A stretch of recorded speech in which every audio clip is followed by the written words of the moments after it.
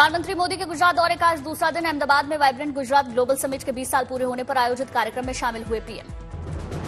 Vibrant Gujarat summit के 20 साल पूरे होने पर प्रदर्शनी का आयोजन प्रधानमंत्री मोदी ने देखा रोबोटिक मॉडल। दूसरी प्रदर्शनी का भी प्रधानमंत्री ने मुआयना किया। अलग अलग उपकरण देखते नजर आए पीएम मोदी ने मुख्यमंत्री रहते हुए की थी वाइब्रेंट गुजरात ग्लोबल समिट की शुरुआत। समारोह में गुजरात में निवेश करने वाले और उद्योगपति भी शामिल। पीएम मोदी ने वाइब्रेंट गुजरात ग्लोबल समिट को संबोधित किया। कहा, वाइब्रेंट गुजरात एक मजबूत बॉन्ड का प्रतीक। अहमदाबाद से छोटा उदयपुर के बोडेली पहुंचेंगे प्रधानमंत्री। 5,200 करोड़ रुपए से ज्यादा की परियोजनाओं का शिलान्यास करेंगे और लोकार्पण करेंगे। मिशन स्कूल ऑफ एक्सीलेंस कार्यक्रम के तहत 4,500 करोड़ रुपए से अधिक की कई परियोजनाओं की आधारशिला रखेंगे पीएम। विद्या समीक्षा केंद्र 2.0 की भी आधारशिला रखेंगे। चिनोर के मालसर में नर्मदा नदी पर बने ब्रिज का लोकार्पण करेंगे पीएम। डेडियापाड़ा और महाराष्ट्र जाने वालों को होगी सहूलियत, वक्त और ईंधन की भी बचत। दाहोद में जल आपूर्ति परियोजना की प्रधानमंत्री मोदी देंगे सौगात। गुजरात के 7,500 गांवों में ग्राम वाईफाई परियोजना का देंगे तोहफा। दाहोद में नवनिर्मित जवाहर नवोदय विद्यालय का भी लोकार्पण करेंगे पीएम। वडोदरा के नवलखी मैदान में प्रधानमंत्री मोदी की विशाल जनसभा। बीजेपी महासचिव कैलाश विजयवर्गीय ने विधानसभा उम्मीदवार बनाए जाने पर जताई निराशा। बोले, अब चुनाव लड़ने की बिल्कुल इच्छा नहीं। मेरी लड़ने की इच्छा ही नहीं, एकदम 1% भी इच्छा नहीं। एक माइंडसेट होता है ना लड़ने का, अपने को तो जाना भाषण। अब बड़े नेता हो गए, अब हाथ जोड़ने का जाए। बीजेपी ने इंदौर विधानसभा 1 से कैलाश विजयवर्गीय को बनाया उम्मीदवार। 2 दिन पहले ही हुआ नाम का ऐलान। केंद्रीय मंत्री नरेंद्र सिंह तोमर बोले, बीजेपी की केंद्रीय चुनाव समिति ने तय किया है तो लड़ेंगे, कांग्रेस भयभीत है।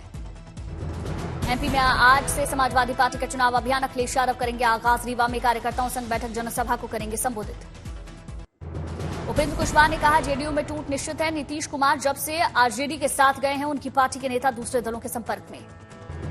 बंगाल में डेंगू से मौत पर बोले अधीर रंजन चौधरी। कहा, यहां ममता मेड डेंगू है, लगातार हो रही मौत पर पर्दा डाला जा रहा है। अधीर रंजन का आरोप, मुख्यमंत्री ममता बनर्जी ने बंगाल के लोगों को भगवान भरोसे छोड़ा। टीएमसी नेता कुणाल घोष ने अधीर रंजन को दी चेतावनी। कहा, इंडिया अलायंस की तय सीमा रेखा का ख्याल रखें।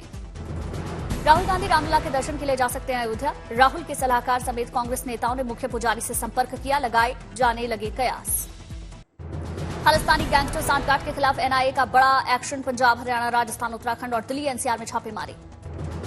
एनआईए की 50 से ज्यादा ठिकानों पर छापेमारी। गैंगस्टर खालिस्तानियों की फंडिंग चेन को खत्म करने की लिए कार्रवाई। पंजाब में 30 जगहों पर छापे। खालिस्तानी अर्शदीप डाला, लॉरेंस बिश्नोई और बम्बिहा गैंग के खिलाफ शिकंजा। यूएपीए के तहत गिरफ्तार गैंगस्टर और खालिस्तानी आतंकियों से पूछताछ के आधार पर कार्रवाई। मददगारों पर शिकंजा कसा। हरदीप सिंह निज्जर की हत्या को लेकर आईएसआई पर शक। सूत्रों के मुताबिक पाकिस्तान की खुफिया एजेंसी ने करवाई हत्या। भारत कनाडा के रिश्ते को खराब करने की कोशिश।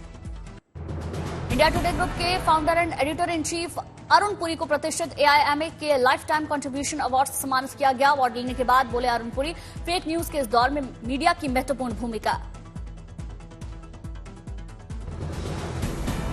I believe journalism is a noble profession, for it carries a social responsibility, just like doctors and teachers.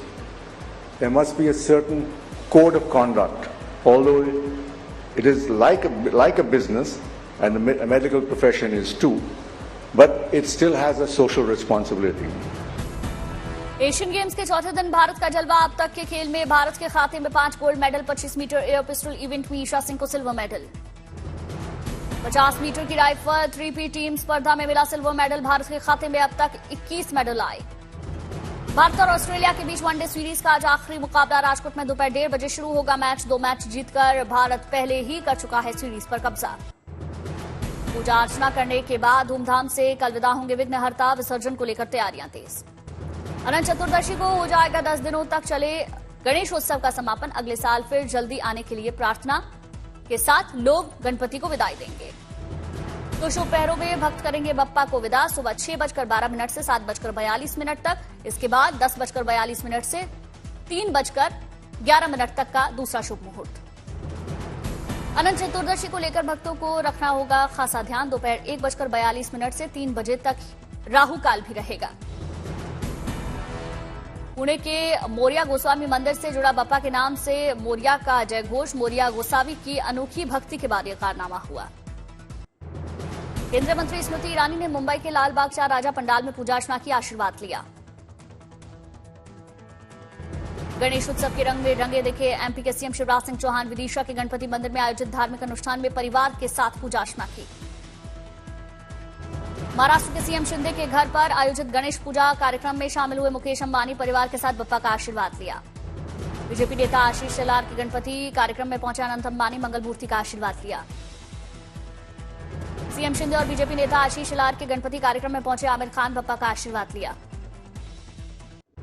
Motihari में झूमते हुए सोमेश्वर नाथ के दरबार के लिए रवाना हुए कांवड़िया बाबा भोलेनाथ के जयकारे लगाए।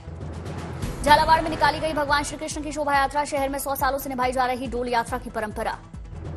फतेहपुर में बप्पा को विदाई दी गई। शोभा यात्रा के दौरान श्रद्धालुओं ने मंगल मूर्ति से अगले बरस आने की अर्जी लगाई। कांचीपुरम के कामाक्षी अम्मन मंदिर पहुंचे असम के सीएम हेमंत बिस्वा शर्मा। पूरे विधि विधान के साथ पूजा अर्चना की।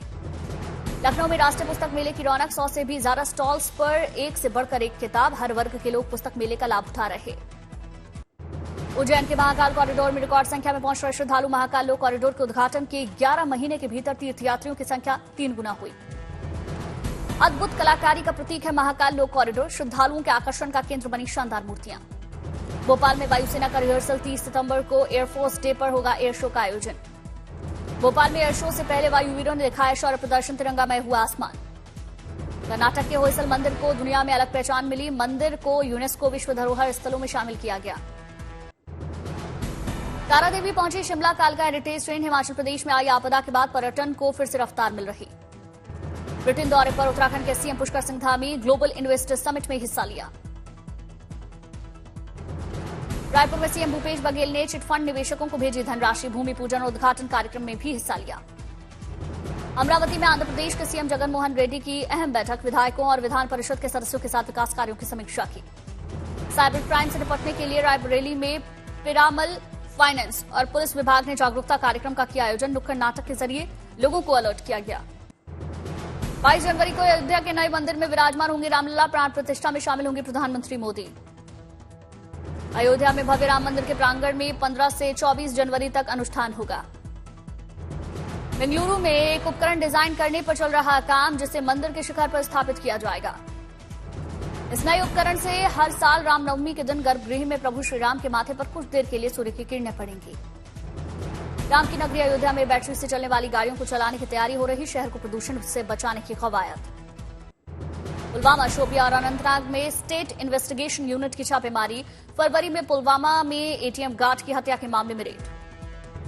कोयम्बटूर के उक्कदम में हुए बम ब्लास्ट के मामले में एनआईए का एक्शन। पूछताछ के लिए आरोपियों को घटनास्थल पर लाया गया। सुकमा में नक्सलियों की बड़ी साजिश नाकाम। सुरक्षा बलों ने 5 किलो के 2 आईडी विस्फोटक बरामद किए। डिफ्यूज भी किए गए। नक्सलियों ने सुरक्षा बलों को नुकसान पहुंचाने की रची थी साजिश। समय रहते सीआरपीएफ और डिस्ट्रिक्ट रिजर्व गार्ड ने संयुक्त कार्रवाई कर नाकाम किया। कासगंज में गणेश मूर्ति विसर्जन के दौरान फायरिंग करने वाले आरोपियों के साथ पुलिस की मुठभेड़।